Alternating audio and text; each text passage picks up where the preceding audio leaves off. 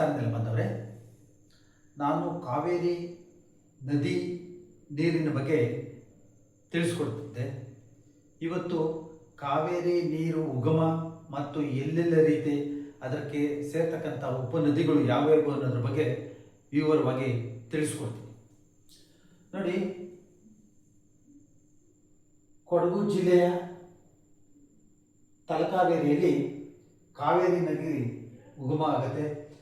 ಇಲ್ಲಿಂದ ಮುಂದೆ ಹರಿದು ಕುಶಾಲನಗರದಲ್ಲಿರ್ತ ಇರ್ತಕ್ಕಂಥ ಕುಡಿಗೆ ಬಳಿ ಅಲ್ಲಿ ಹಾರಂಗಿ ನದಿ ಬಂದು ಸೇರ್ಪಡೆ ಆಗುತ್ತೆ. ಈ ಹಾರಂಗಿಗೆ ಅಡ್ಡಲಾಗಿ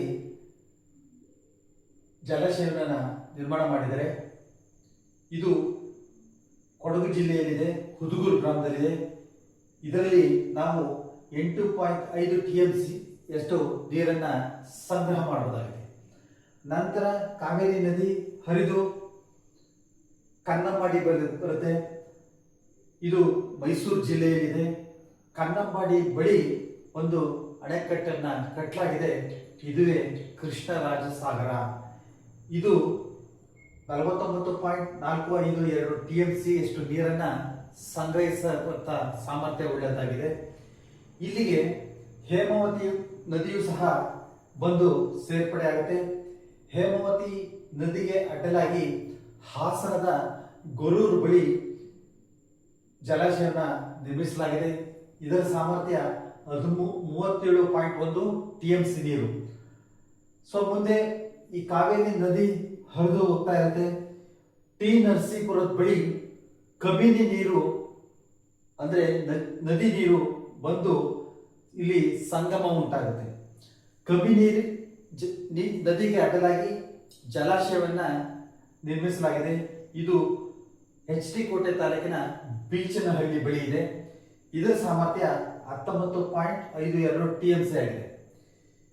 ಇಲ್ಲಿ ಟಿ ನರಸೀಪುರದಲ್ಲಿ ಸೇರ್ಪಡೆ ಆಗತಕ್ಕಂಥ ನದಿ ಕಾವೇರಿ ಮುಂದೆ ಹರಿದು ಮೆಟ್ಟೂರು ಜಲಾಶಯವನ್ನು ಸೇರ್ಪಡೆ ಆಗುತ್ತೆ. ಈ ಮಧ್ಯೆ ತಮಿಳುನಾಡು ಮತ್ತು ಕರ್ನಾಟಕದ ಗಡಿಯಲ್ಲಿ ಬಿಳಿ ಕುಡ್ಲು ಅನ್ನೋ ಒಂದು ಗ್ರಾಮ ಇದೆ. ಇಲ್ಲಿ ನೀರು ಎಷ್ಟು ಕಾವೇರಿ ನದಿಯಿಂದ ಪ್ರತಿದಿನ ಮೆಟ್ಟೂರು ಜಲಾಶಯಕ್ಕೆ ಹಾದು ಬರುತ್ತೆ ಅನ್ನೋದ್ರ ಬಗ್ಗೆ ದಾಖಲೆ ಮಾಡಲಿಕ್ಕೆ ಇಲ್ಲಿ ಮೀಟರ್ ಗೇಜ್ನ ಅಳವಡಿಕೆ ಮಾಡಿದ್ದಾರೆ. ಇಲ್ಲಿ ಪ್ರತಿದಿನ ಎಷ್ಟು ಕ್ಯೂಸೆಕ್ಸ್ ಹರಿಯುತ್ತೆ ಅನ್ನೋದ್ರ ಬಗ್ಗೆ ತಿಳ್ಕೊಳ್ಬಹುದಾಗಿದೆ. ಇನ್ನು ಮೆಟ್ಟೂರು ಸಹ ಬ್ರಿಟಿಷ್ನ ಕಾಲದಲ್ಲಿ ಕನ್ಸ್ಟ್ರಕ್ಷನ್ ಆಗಿದೆ. ಇದ್ರ ಕೆಪಾಸಿಟಿ 93.47 TMC. ಅಂದ್ರೆ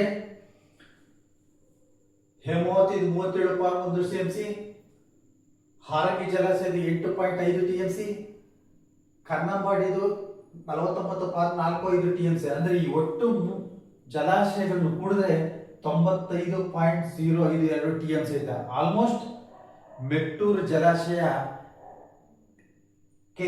ಸಮವಾಗಿದೆ. ಅಂದ್ರೆ ನಾವು ತಿಳ್ಕೋಬಹುದು, ಮೆಟ್ಟೂರು ಜಲಾಶಯ ಬೃಹದಾಕಾರವಾಗಿದೆ.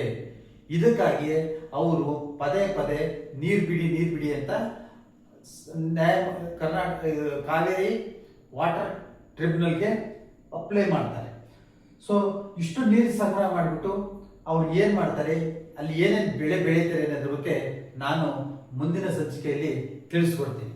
ನೆಲಮಾಪನಕ್ಕೆ ಸಂಬಂಧಪಟ್ಟಂತ ಎಲ್ಲ ವಿಡಿಯೋಗಳು ಫೇಸ್ಬುಕ್, ಯೂಟ್ಯೂಬ್, ಇನ್ಸ್ಟಾಗ್ರಾಮ್ನಲ್ಲಿ ಲಭ್ಯವಿದ್ದು ತಾವು ನೆಲಮಾಪನ ಎಂದು ಸಬ್ಸ್ಕ್ರೈಬ್ ಆಗಿ ವೀಕ್ಷಿಸಬಹುದಾಗಿದೆ. ಅಲ್ಲಿವರೆಗೂ ನಮಸ್ಕಾರ.